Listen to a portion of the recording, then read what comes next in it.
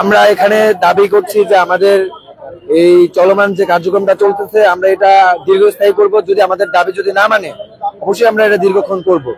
তো মূলত হচ্ছে আমাদের এখন পর্যন্ত উপর থেকে কোনো রিট আসে না, উপর থেকে কোনো পারমিশন আসে না যে আমাদের দাবি মানে সবকিছু আমাদের কথাগুলো শুনবে বা আমাদের আসলে এরকম ভাবে কোনো কিছু বলতেছে না, যার জন্য আমরা এখনো চলমান দাবি রাখছি, রাজপথে আছি।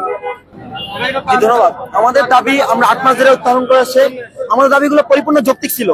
যৌক্তিক দাবিগুলো কি কি? বাংলাদেশ কারিগর শিক্ষা বোর্ডের মানোন্নয়ন করার জন্য, আমাদের ডুয়েট সহ অন্য টেকনিক্যাল বিশ্ববিদ্যালয়ে আমাদের ভর্তির জন্য সুযোগ করে দেওয়ার জন্য।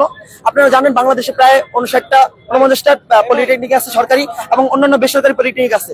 সেই শিক্ষার্থীর জন্য সারা বাংলাদেশে শুধুমাত্র একটি বিশ্ববিদ্যালয়। এত বড় বৈষম্য কেন আমাদের সাথে হচ্ছে? আমরা সেই বৈষম্যকে উত্থান করার জন্য আমরা দাবি তুলেছিলাম এবং 2021 সালে স্বৈরাচার সরকারের আমলে আপনার ক্লাস ইন্সট্রাক্টররা অবৈধভাবে নিয়োগ পাইছে প্রায় 2700 জন। যারা নিয়োগ পায় তারা জুনিয়র ইন্সট্রাক্টর দাবি তুলতেছে। তারা ছিল ল্যাব অ্যাসিস্ট্যান্ট, সেখান থেকে তারা জুনিয়র ইন্সট্রাক্টর দাবি তুলতেছে। অর্থাৎ আমাদের সরকারি পলিটেকনিকে যারা প্রতিনিধি করবে, যে শিক্ষকরা থাকবে, তারা সবসময় আমাদের কারিগরি ব্যাকগ্রাউন্ডের না, তারা এসএসসি পাস, তারা এইচএসসি পাস। অথচ আমরা ডিপ্লোমা ইঞ্জিনিয়ার, আমরা কারিগরি সেক্টরের টিচার আমাদের জন্য খুবই দরকার। আমাদের বাংলাদেশের শিক্ষা মানোন্নয়নের জন্য আমাদের সাবজেক্টের সাব দরকার, কিন্তু তারা অবৈধভাবে নিয়োগ পেয়ে আমাদেরকে টিচার হয়ে যাচ্ছে। তারা ছিল আমাদের মামা, কিন্তু এখন হয়ে যাচ্ছে আমাদের মাস্টার্স। তাহলে বাংলাদেশ কারিগরি শিক্ষা বোর্ডের মান কোথায় যাবে? আপনি বলেন।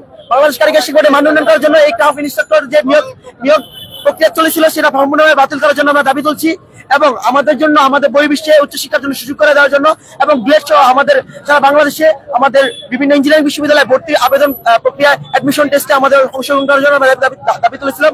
সেই দাবিগুলো পরিপূর্ণ যৌক্তিক ছিল। আমরা 8 মাস ধরে দাবি তুলেছিলাম।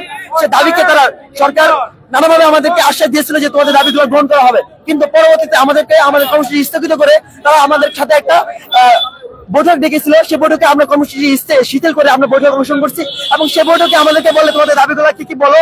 আমি লিখিত ভাবে 8 মাস ধরে আপনারা কোথায় ছিলেন? আমরা 8 মাস ধরে শান্তিপূর্ণ দাবি আপনাদের কাছে তুলেছিলাম। আপনারা আমাদের শান্তিপূর্ণ দাবিকে আপনারা কৌশল হিসেবে নিয়েছেন, আমাদেরকে প্রতারণা করেছেন, সম্পূর্ণ প্রতারণা করেছেন। এই প্রতারণাকে প্রত্যাখ্যান করে আমরা রাজপথে অবস্থান করেছি। যে পর্যন্ত আমাদের 6 দফা দাবি উত্থাপন না হবে, আমাদের দাবিগুলো আমরা আদায় না করতে পারবো, এই বাংলাদেশে বৈষম্য থাকতে দিব না এবং দাবিগুলো বাস্তবায়ন করে রাজপথ থেকে বিদায় নেব ইনশাআল্লাহ। আমরা আগামীকালকের কর্মসূচি দিয়েছি যে আমাদের প্রত্যেক জেলার যে পলিটেকনিক গুলো আছে সকল পলিটেকনিকে নিজ নিজ অবস্থানে মহাসমাবেশ অনুষ্ঠিত হবে এবং সময় আমরা জানিয়ে দিব। আজকের কর্মসূচি হচ্ছে, হে পলিটেকনিক শিক্ষার্থীরা, তোমরা লাল রক্তিম ছায়ায় জেগে ওঠো, রক্ত নিয়ে জেগে ওঠো। আমরা এটা প্রশাসনকে জানাতে চাই, ষড়যন্ত্রকারীদেরকে জানাতে চাই। আমরা গতকালকে কাপড় মাথায় বেঁধে রাস্তায় নেমেছি, এর মানে যে আমরা মৃত্যুকে ভয় পাই না। আমরা রক্তের শেষ বিন্দু দিয়ে হলেও আমাদের এই 6 দফার যৌক্তিক দাবি আদায় করে ছাড়বো। এটা শুধু আমাদের ব্যক্তি স্বার্থ দাবি না, এটা কারিগরি সেক্টরের বৈষম্য দূরীকরণীয় দাবি, এটা কারিগরি সেক্টরের উন্নয়নের দাবি। এটা বাংলাদেশে সকল কার্যক্রমে অবকাঠামোগত উন্নয়নে ডিপ্লোমা ইঞ্জিনিয়াররা 80% ভূমিকা রাখবে।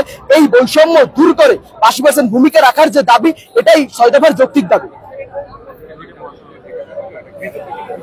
আমাদের আজকের এই লাল কাপড় দেওয়া হলো আমাদের কুমিল্লা, ঢাকা পলিটেকনিক এবং আন্দোলনকারী বিভিন্ন পলিটেকনিকের শিক্ষার্থীদের উপরে যে অতর্কিত হামলা করেছে। আমরা অবশ্যই প্রশাসনকে সহযোগিতা করি এবং প্রশাসনকে সম্মান করি, কিন্তু একটা তৃতীয় চক্র আমাদের এই আন্দোলনকে নস্যাৎ করার জন্য, আমাদের এই যৌক্তিক আন্দোলনকে ধ্বংস করার জন্য সারা দিন ব্যাপী সর্বসময় আমাদের পিছনে লেগে আছে। তাদের বিরুদ্ধে আমরা আজকের এই রক্তিম লাল কাপড় উত্তোলন করেছি। আমরা প্রশাসনকে বলতে চাই, আপনারা দ্রুত থেকে দ্রুত সময়ের মধ্যে আমাদের দাবিগুলো মেনে নেন এবং দ্রুত থেকে দ্রুত সময়ের মধ্যে আমাদের যে ভাইদের উপর হামলা করা হয়েছে, তাদের